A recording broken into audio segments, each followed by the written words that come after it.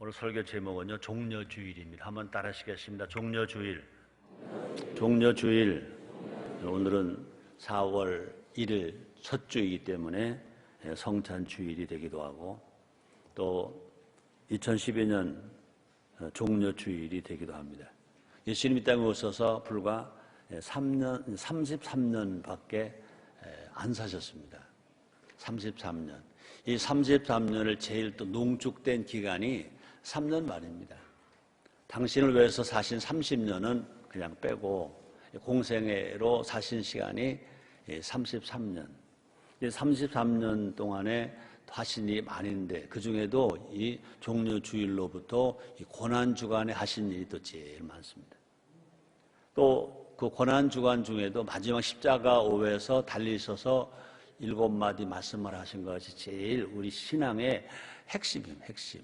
그럼 오늘 이 종려주일을 예수님이 어떻게 하셨는가를 생각하면서 여러분의 신앙 회복되고 여러분의 신앙 예수 중심이 되고 건강한 신앙이 되어서 여러분 모두가 다 하나님을 기쁘시게 하며 사람들에게 칭찬을 받으며 행복하게 살아가는 여러분 다 되시기를 주 이름으로 축원합니다. 오늘이 종려주일이기 때문에 이제 내일부터 고난주간이 시작이 됩니다.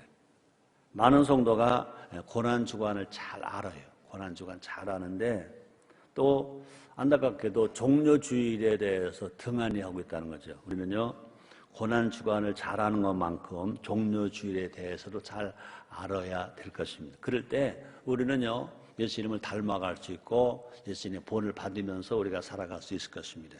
자, 종려주일이 뭐냐? 예수님이 예루살렘에 입성하신 날, 예수님이 예루살렘에 입성하신 날, 그게 종려주일인 것입니다.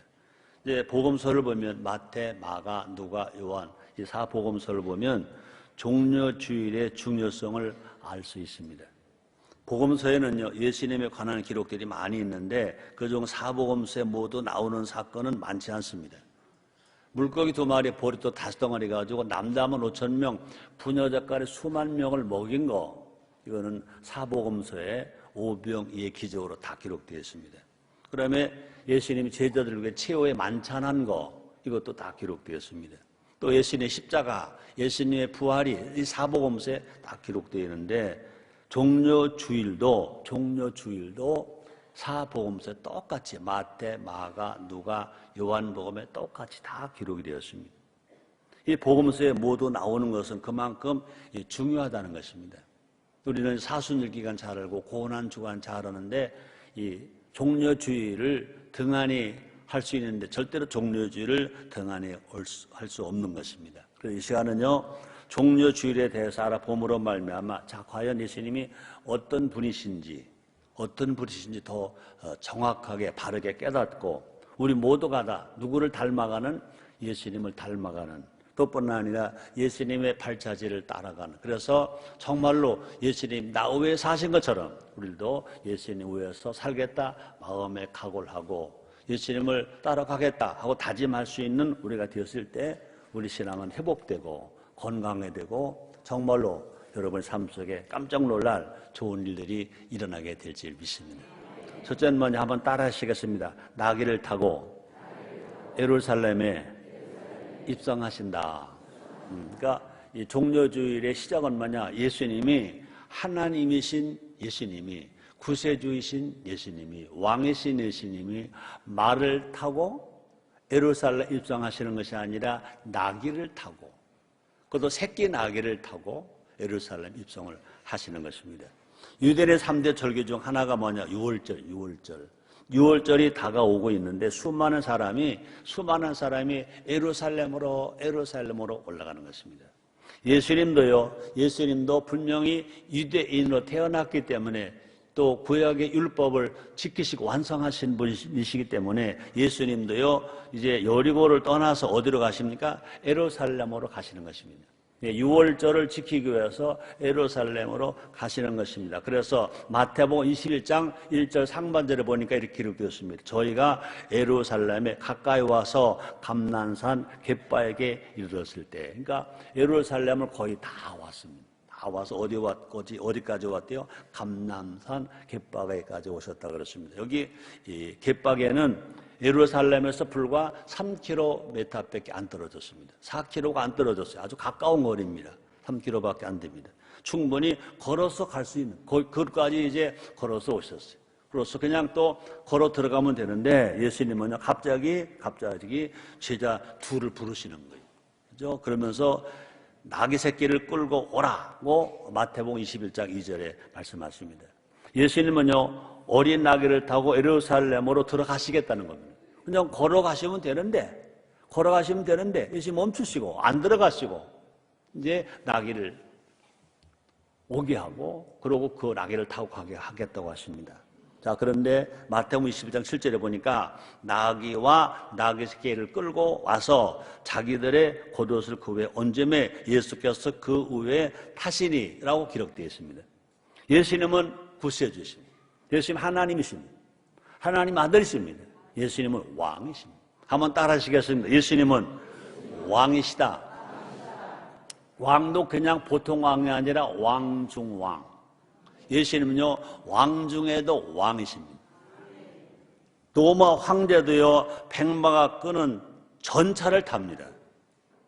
자, 그럼 왕 중에 왕이라서 예수님이라면 더 좋은 것을 타셔야 될 것입니다. 이왕 빌릴 거라면요, 제일 좋은 말을 빌릴 수도 있었을 것입니다. 근데 예수님은요, 왕의 입성답지 않게 어린 나귀를 타십니다. 새끼 나귀, 그것도 예수님 나귀가 아니라 무슨 나귀? 빌린 나귀. 예수님은요, 왕중 왕이신데 빌린 나귀를 타고 예루살렘에 입성하신다는 것입니다. 여기서 나귀를 타시면 뭐냐? 하나님의 말씀을 이루려 하십니다. 구약에 기록된 예언의 말씀을 그대로 이루어 드리기 위해서 예수님이 그렇게 하시겠다는 겁니다. 그래서 마태복음 21장 4절에 보니까 이렇게 기록되어 있습니다. 이는 선지자로 하신 말씀을 이루려 하심이라 일러시되. 예수님은요, 그저 불과 3km밖에 안 남았다고. 들어가면 돼. 입성하면 되는데 안 가시고 나귀를 이제 빌려 오라는 것이죠. 그럼 왜 그러냐? 구약에 그렇게 기록되어 있기 때문에. 예수님 오시기 약 500년 전 스가랴 선지자가 있었습니다. 스가랴 선지자는요, 나귀를 타고 오시는 왕을 보았어요. 이제 환상으로 보고 그걸 기록해 놓으시는데 예수님이 이 땅에 우리의 구세주로 오셔서 예루살렘에 어떻게 들어갈 것인가 이것을 예수님 오시기 600년 전에 예언해 놓았는데 예언해 놓은 것을 예수님 아시니까 그대로 이루어 드리려고 그대로 하시는 것입니다. 볼까요? 스가랴서 9장 9절입니다. 시온에 따라 크게 기뻐할지어다. 예루살렘에 따라 즐거이 부를지어다. 보라, 내 왕이 내게 임하나니 그는 공의로우며 구원을 베풀며 겸손하여서 나귀를 타나니 나귀의 작은 곧 나귀 새끼니라. 이제 예수님이 우리의 구세주로 오시는데 그때 그분은 누구냐? 내 왕이 내게 임할 것이다 그랬습니다. 그 예수님 어떤 분이냐? 첫째, 공의로우시다. 두 번째, 구원을 베푸신다. 세 번째, 겸손하시다. 우리 예수님은요, 공의로우신 분만이 아니라 구원을 베푸시는 구세주만이 아니라 예수님 어떤 분이시냐? 겸손하신 분. 한번 따라 하시겠습니다. 예수님은 공의로우시고 구원을 베풀어 주시고 겸손하시다. 그래서 예수님은요, 겸손하시기 때문에 말을 안 타고 나귀를 타시고 그것도 작은 나귀, 새끼 나귀를 타고 입성하셨다 그랬습니다. 그러므로 예수님은요, 그 말씀에서 우리가 발견할 수 있습니까? 예수님은 순종하신다. 그러므로 예수님은요, 기록된 말씀에 순종하셔서 나귀를 타시고, 예수님은요, 왕이시지만 겸손하셔서 나귀를 타신다는 것입니다. 그러므로 우리는요, 우리가 예수님 그럴 때는 뭘 생각해야 됩니까? 예수님은 하나님의 말씀에 순종하신 분.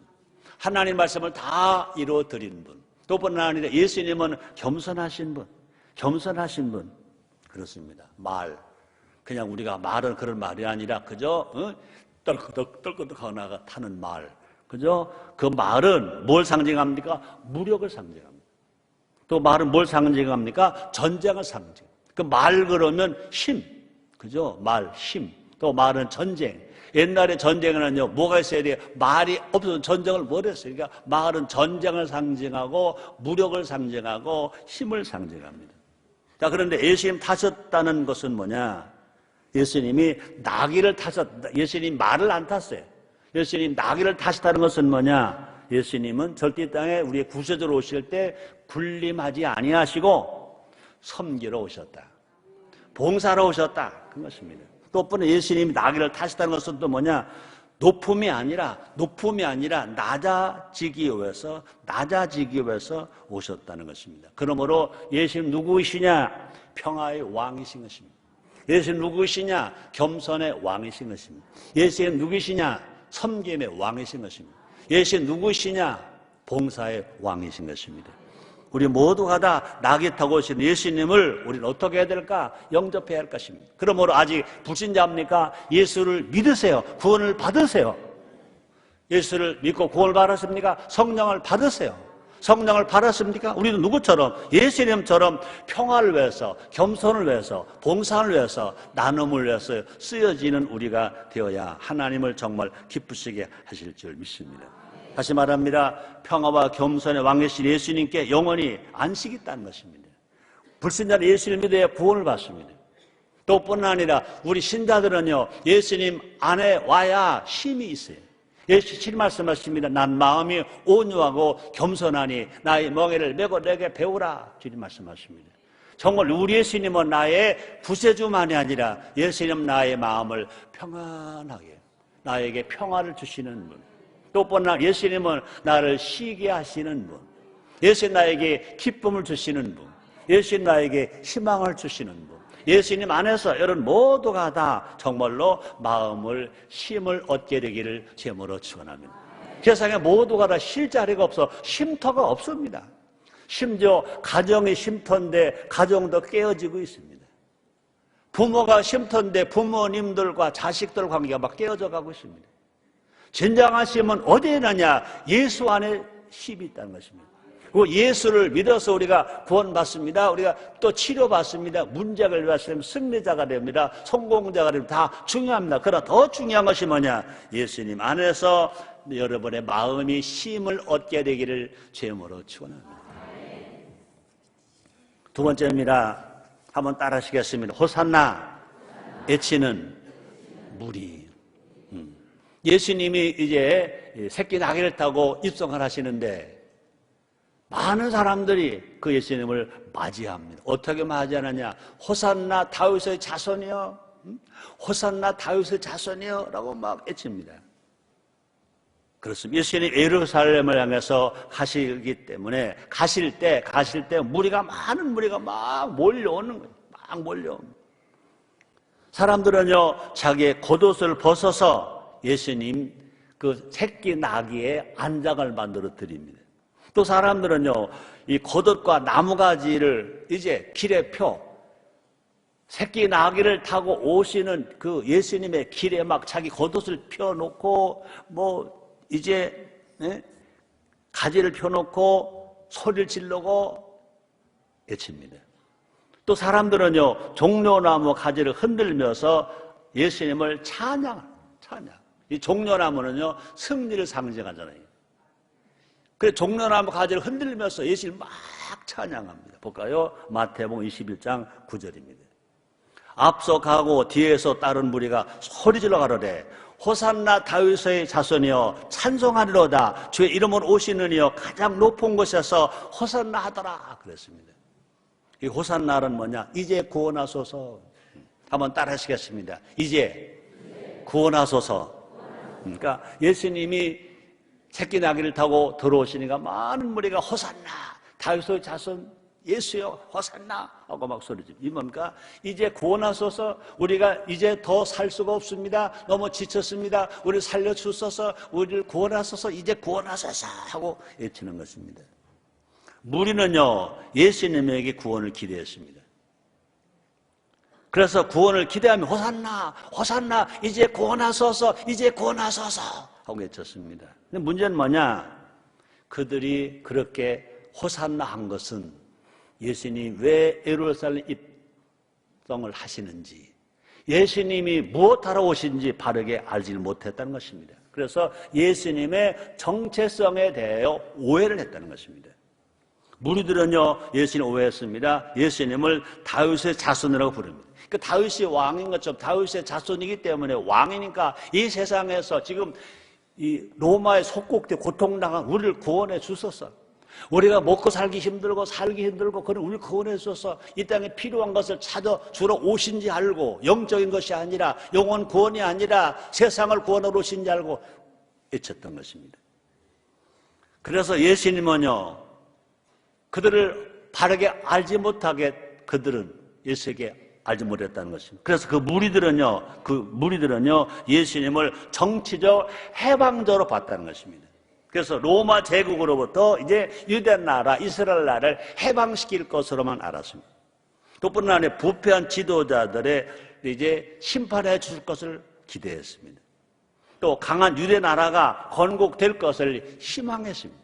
그러므로 거기서 호산나 한 것은 이제 구원하소서 한 것은 하나님 나라가 아니라 마음의 평화가 아니라 마음의 기쁨이 아니라 이제 육체적인 기쁨이나 육체적인 문제를 해결해 주실 것으로 생각했다는 것입니다.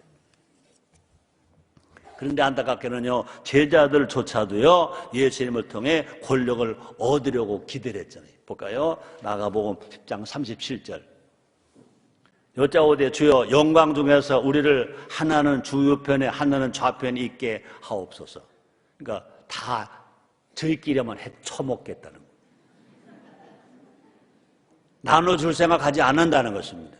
예수님 때문에 저희 가족만, 저희 형제들만 출세하겠다는 것입니다. 지금도 이런 일이 너무나 많다는 것입니다. 권력은 나눠줘야 합니다. 따라서 권력은 나눠줘야 한다. 혼자 쓰면 다 망한다. 그래서 민주주의의 힘은 51%라는 겁니다. 51%만 지지받고 51% 힘만 갖고 나머지 49%는 남에게 나눠줘야 바란스를 갖는 정치가 된다는 것입니다. 싹쓸이하면 싹 망합니다. 아멘입니까? 지금 정치하는 사람 싹쓸이 하려다가 싹 망하는 거예요. 민주주의도 그래요. 저 공산당은 더 그래요.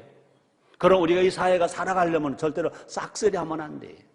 서로 나눠주고 베풀어주며 살아갈 때 정말 이 중용을 지킬 때, 균형을 지킬 때, 신앙도 마찬가지입니다. 영성도 있고 사회성도 있고, 저 십자가 중심으로, 십자가는 절대로 치우치지 않습니다. 십자가는 뭡니까? 중심을 딱 잡고 있는 것입니다. 여러분의 신앙이 십자가 신앙 되시길 주여으로 축원합니다. 너무 많이 처먹지 마세요.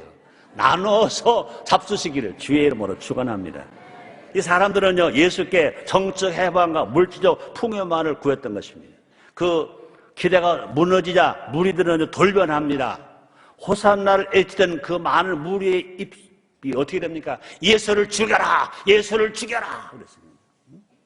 자기를 세상 것에서 피를 채워줄 거 안 하는 예수님 그렇게 하지 아니고 이제 예수님 잡히시니까 예수님 매를 맞으시니까 십자가를 지시게 되었기 때문에 이제 자기를 구원할 자인 줄 알았더니 구원하지 못 실패자인 거라고 너무 낙심합니다. 그리고 우리 원망합니다. 그래서 불평합니다. 그래서 예수를 죽여라. 호산나 이제 구원하소서 하는 그들의 입술이 예수를 죽여라, 예수를 죽여라 로 바뀌었다는 것입니다. 혹시 나도 예수님을 오해하고 있지는 않은가? 혹시 우리도 예수님을 오해하고 있지는 않은가? 과연 나에게 예수님 어떤 분이신가? 과연 우리에게 예수님 어떤 분이신가? 과연 난 어떤 때 예수님을 찬송하는가? 우리는 어떤 때 예수님을 찬송하는가? 나에게 은혜가 되고 나에게 치료가 되고 기적이 되고 행복이 될 때 아 감사합니다 하고 그때는 찬양하고 내가 아픔이 오고 상처가 오고 애로움이 오고 힘듦이 왔을 때 예수 죽여, 교회 죽여, 기독교가 개독교여 하진 않는가? 예수님은 예수님이시기에 찬양받게 합당하신 줄 믿습니다.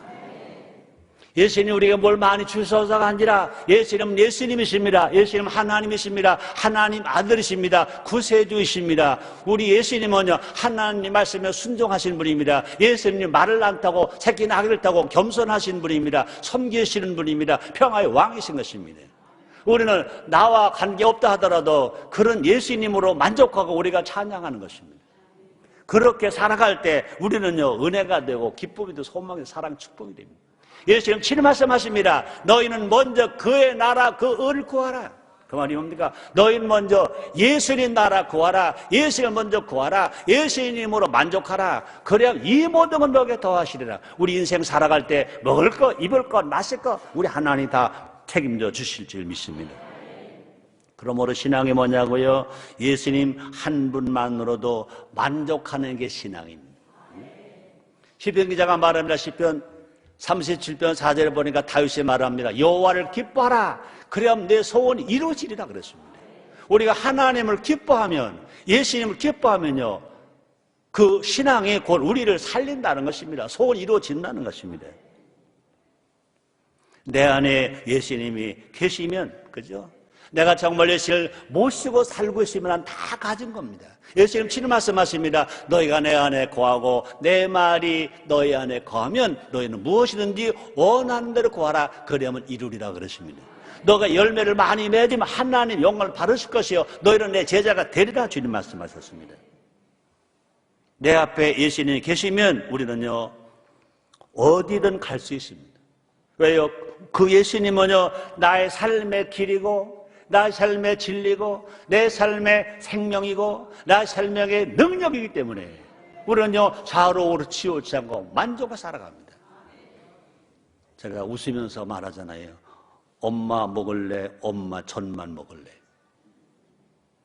엄마 먹으면요 엄마 젖도 있고 엄마의 숨소리도 있고 엄마의 가슴도 있고 엄마의 이 정말 뜨거운 그 사랑도 있고 엄마의 손길도 있고 다 있어요. 마찬가지입니다. 우리는요 하나님을 모시고 살면 하나님 주시는 것 모두가 내 것이 되는 거예요. 너무나 안타깝게 돼요. 하나님은 싫어요. 하나님이 주시는 것만 먹을래요. 그건 신앙이 아니라는 겁니다. 여러분 부모가 날 낳아주셨잖아요. 낳아주신 것만이 아닙니다. 우리에게 사랑을 주셨잖아요. 우리의 신앙은요 보이는 물질로 가는 신앙이 아니라 보이지 하나님 한 분만으로 만족하며 살아가는 것입니다. 예수님을 만족하고 예수님을 부르고 예수님을 믿고 예수님을 찬양하고 예수님을 전하면 우리 삶 속에서 안 되는 것은 되게 되고 없는 것은 있게 되고 병은 치료받게 되고 문제는 해결받게 되고 이 모든 것은 부수적으로 따라오는 하나님의 복이 되는 줄 믿습니다. 우리는요 세상을 욕심낼 것이 아니라 예수님을 욕심내야 돼요. 세상 명예 권세 물질 이거 욕심낼 것이 아니라 예수님을 욕심내야 돼요. 다른 건 다 뺏겨도 절대 나는 예수님은 안 뺏겨요.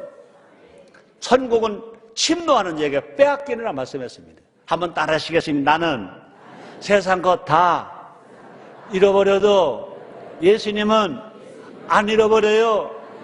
나는 예수님 안 뺏겨요. 그렇습니다. 세상 것에 욕심 부리지 말고 예수님에게 욕심 부리면서 살아가는 우리 모두가 됩시다. 그래서 우리 모두가 다 예수님도 알기 원함이 내 평생 소원이라고 찬송하며 살아가는 것입니다. 우리가 잠잠하면요 돌들이 사냥한다고 그랬어요. 볼까요? 누가복음 19장 40절 보니까 대답하여 가라되 내가 너에게 말하노니 만일 이 사람들이 그죠? 구원받은 사람들이 그죠? 예루살렘 사람들이 성도된 사람들이 잠잠하면 뭐래요? 돌들이 소리 지르라 하시니라. 우리가 예수님을 보고 찬양하지 않으면 그죠? 감사하고 감격하지 않으면요 돌들도 소리 지른다는 것입니다. 난 돌이 소리는 걸 난 체험했다니까요. 내가 처음에 금식하면서 처음에 은혜 받고 성령 충만하고 저 오살리 공동묘지 올라가다가 나는 나무 가지가 노래하는 소리 들었고요. 이 머리통만한 돌들여 나보고 웃으면서 나보고 말하더라고요. 여러분, 구원받은 우리가 주님을 찬양하지 아니하면, 그죠? 새들이 찬양합니다. 동물들이 찬양합니다. 심지어 바람소리가 찬양합니다. 그렇죠? 뿐 아니라 돌들도 찬양한다는 것입니다.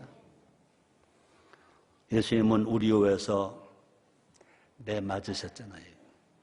예수님 우리 위해서 가시관도 쓰셨잖아요.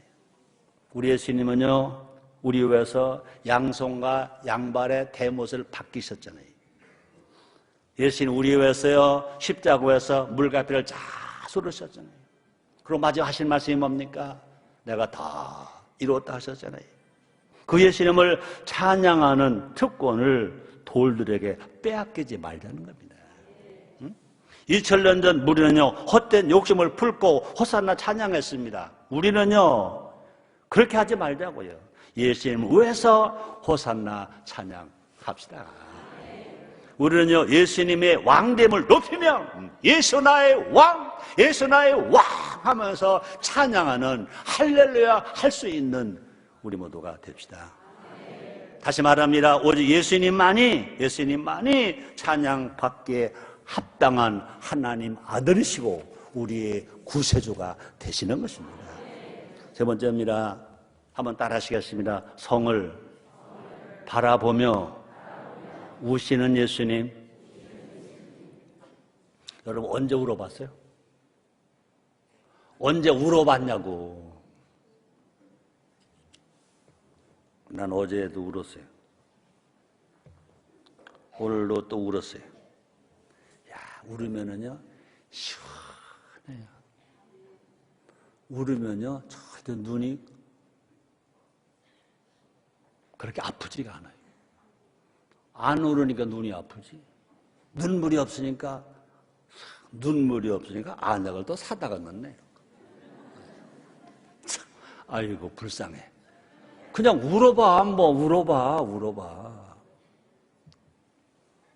예수님은요, 나귀를 타고 예루살렘 입성하시면서 아마 세상 같은 걸 겁니다. 내가 왕인데 이것들 봐라.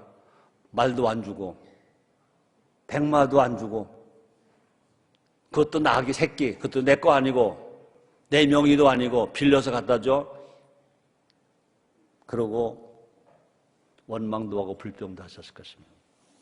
예수님은 그렇게 웃은 게 아닙니다. 백성들을 사랑하는데 백성들을 보니까 깜깜해요. 예수님은 유대 나라에 오셨습니다. 유대 나라를 보니까 미래가 없어, 희망이 없어, 깜깜해.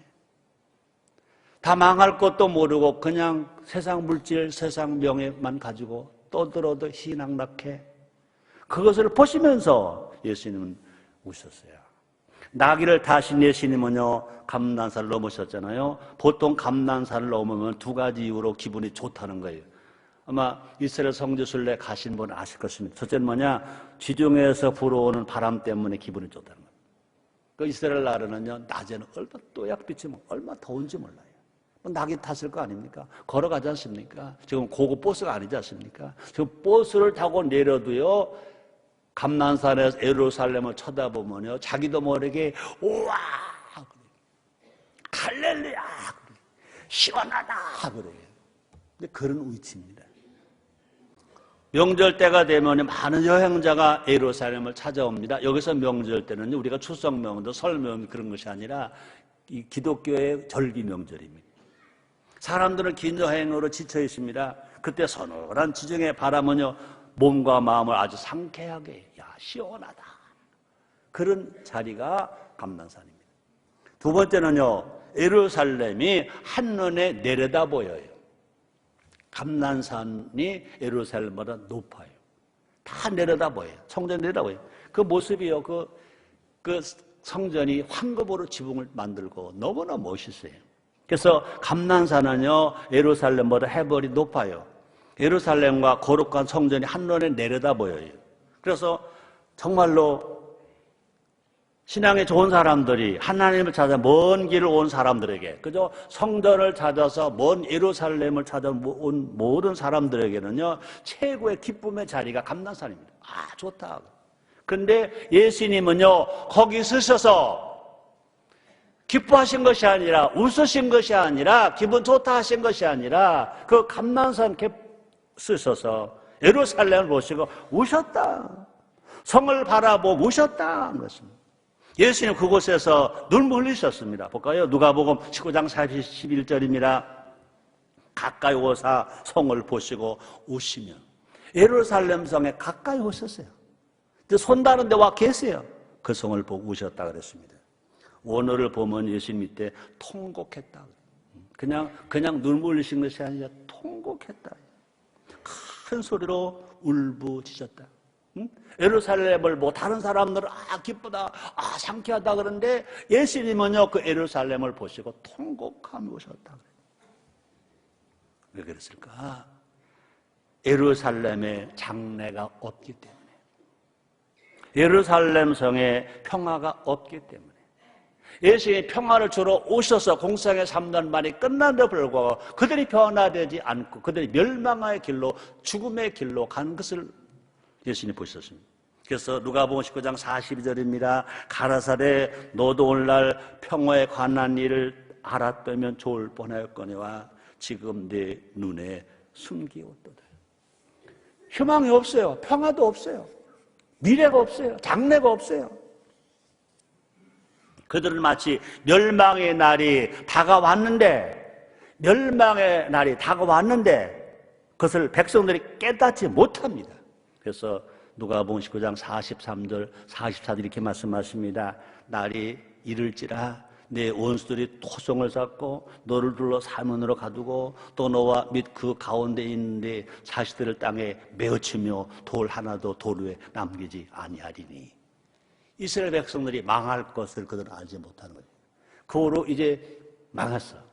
1948년 이스라엘 독립할 때까지 적어도 약 1900년도를 나라를 잃어버리고 유리방황했잖아요. 우리나라가 일본에게 나라 35년 빼앗겼어요. 이스라엘은 나라를 잃어버리고 독립할 때까지 몇 년 걸렸습니까? 1900년을 걸렸습니다. 유리방황. 그걸 예수님께서 아셨어요. 왜 이런 일이 일어납니까? 예루살렘은 하나님의 소리에 귀를 기울이지 않았다는 것입니다. 선지자들이 들려주는 소리에 귀를 기울이지 않았습니다. 심지어 마지막 이제 예수님 오셔서 전해주시는 소리 듣지 않았습니다. 그래서 누가복음 19장 44절 하반절에 보니까 이렇게 말합니다. 이는 권고받는 날을 내가 알지 못함을 인함이라. 지금 각 교회에서 모르는 설교는 이 시대 사람들에게 주는 권고로 아시기를 주의 이름으로 축원합니다. 신자만 듣는 것이 아니라 불신자로 들어야 될 것입니다. 교회 안에서만 아니라 교회 밖에서 들어야 될 것입니다. 정치하는 사람도 듣고 경제하는 사람도 듣고 청소년 지도자들 듣고 모두가 다 들어야 될 것입니다. 자, 그런데 모두가 다 자기 일에만 빠졌습니다. 자기 먹고 살고 자기 행복하고 자기 부자 되고 자기 자식 어떡하고 자기 남편 어떡하고 모두가 자기 일에만 빠졌다는 거예요. 그래서 모두가 다 바빠한다는 것입니다. 예루살렘 성이 영적으로 죽어가는데 불구하고 그건 무관심하다는 겁니다.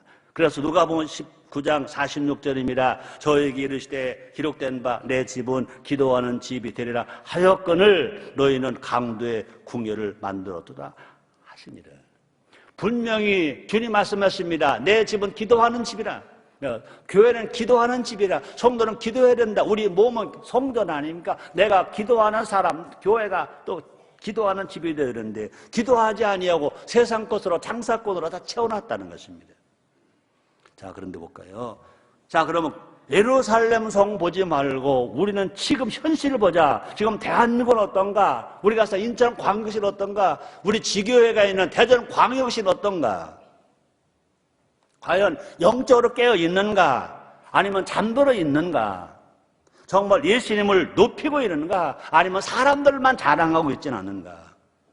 우리 모두 우리가 사는 인천시를 복음화하고 성시화하고 행복한 도시, 효하는 도시를 만듭시다. 또 우리 지교회가 있는 대전광역시를 성시화하고 또 성령화하고 효운동해서 살기 좋은 대전광역시를 만드는데 우리도 후원해 봅시다. 우리나라 대한민국입니다. 대한민국 우리나라입니다. 우리나라 얼마나 좋은 나라입니까? 우리 선진들이 애국가 가서 얼마나 잘 지어줬습니까? 동해물과 백두산이 마르고 닳도록 하나님 보아서 우리 만세 아닙니까? 우리나라 대한민국을 진실로 복음하고 성시화시켜서 행복한 나라, 하나님 보호하고 복받는 건강한 나라가 되게 만들 것입니다. 예수님은 이 땅에 모든 영혼을 위해서 십자가를 지셨습니다. 아직 구원받지 못한 우리 가족이십니다. 친척이십니다. 이웃이십니다. 우리는 그분들에게 복음을 전해야 될 것입니다. 우리는 그분들에게 예수님을 찬양하고 예수를 높여야 될 것입니다. 그렇게 살아갈 때 우리 하나님은 우리를 보고 말씀하십니다. 사랑하는 자여, 네 영혼이 찰댐같이 내가 범사가 찰되고 강건하기를 내가 간구하노라. 오늘 설교 결론입니다. 설교 제목이 뭐죠? 종려주일. 한번 따라 하시겠습니다. 종려주일. 종려주일에 예수님이 하신 말씀이 있습니다. 마태복음 21장 3절 상반절입니다. 만일 누가 무슨 말 하거든 주가 쓰시겠다 하라. 한번 따라 하시겠습니다. 주가 쓰시겠다 하라. 그렇습니다. 나귀를 빌려 가는 제자들에게 하신 말씀이지 않습니까? 이 말씀은 오늘 우리에게도 하신 말씀입니다. 예수님 왕이십니다. 예수님 왕께서 영혼 구원을 위해서 우리를 쓰기를 원하십니다. 우리가 하나님 찬양 받으시기 위해서 성가대를 통해서 쓰기를 원하시고, 또뿐 아니라 이 말씀을 전하라고 설교자, 목사를 통해서 쓰기를 원하시고, 예배를 은혜로운 질서 예배를 위해서 우리 남녀선교회 모든 봉사자를 위해서 쓰기를 주님 원하시는 것입니다. 행복이 뭐라고 물으신다면 하나님께 쓰여지는 것이 행복이라고 말하겠어요. 저는요, 이 강단에 올라오면 얼마나 행복한지 몰라. 왜? 주님은 나를 설교자로 써주시니까. 아멘입니까? 찬양도 마찬가지입니다. 여러분들도요, 찬양은 그 자체가 우리 예수님이 찬양되고 써주시니까 그것만으로 만족하며 감사하며 살아갈 때 우리 모두가 영혼이 잘되고 범사가 잘되고 강건하게 될 줄 믿습니다. 우리 모두를요, 우리는요, 예배자로 지금 써주시는 것입니다. 우리가 우리 예배를 주님 받으시는 것입니다. 이 자체가 이 감격해서 우리가 예배를 드리고 찬양하고 기도하고 봉사할 때 우리 삶 속에 깜짝 놀란 기적이 일어납니다. 사랑하는 성도 여러분들이 오늘 여러분의 삶 속에 기적이 지금 일어나고 있는 거 믿으시길 주님으로 축원합니다. 병원 치료 받습니다. 문제를 받습니다. 더 기적이 뭐냐? 많은 사람이 암도 걸리고 폐병도 걸리고 별병 다 걸리는데 여러분 병이 안 걸린 거 최고의 기적으로 아시기를 제모로 축원합니다. 다시 말합니다. 주님이 쓰시기 합당한 예수의 사람이 됩시다. 예수님이 쓰기 원하시는 것이 있다면, 우리를 보고 쓰기를 원하신다면 네 여기 있나이다. 우리의 아름다운 찬양의 목소리가 여기 있나이다. 그래도 괜찮은 설교제의 목소리가 여기 있나이다. 모습이 있나이다. 열심히 봉사하는데 건강이 있나이다. 아멘하고 내놓을 때 그 사람은 하나님이 책임져 주실 것입니다. 최고의 복이 뭡니까? 주님이 쓰시는 사람이 된 것이 최고의 복 있는 사람이고 최고의 행복한 사람이고, 그렇게 쓰여질 때 최고의 감동이 있어서 우리 눈에서 감사, 감격의 눈물이 흐르게 될 줄 믿습니다. 오늘 그런 은혜가 여러분 모두에게 행복이 되시기를 주님으로 축원합니다. 기도하겠습니다. 하나님 감사합니다. 종려주일입니다. 복을 주시니 감사합니다. 영광은 주님 올라바라 주시옵소서. 오늘 또 성찬주일입니다. 성찬에 참여하길 원합니다. 성령님 뜨겁게 도와주시옵소서. 은혜와 사랑으로 넘치게 하여 주시옵소서. 예수님의 이름으로 기도드립나이다.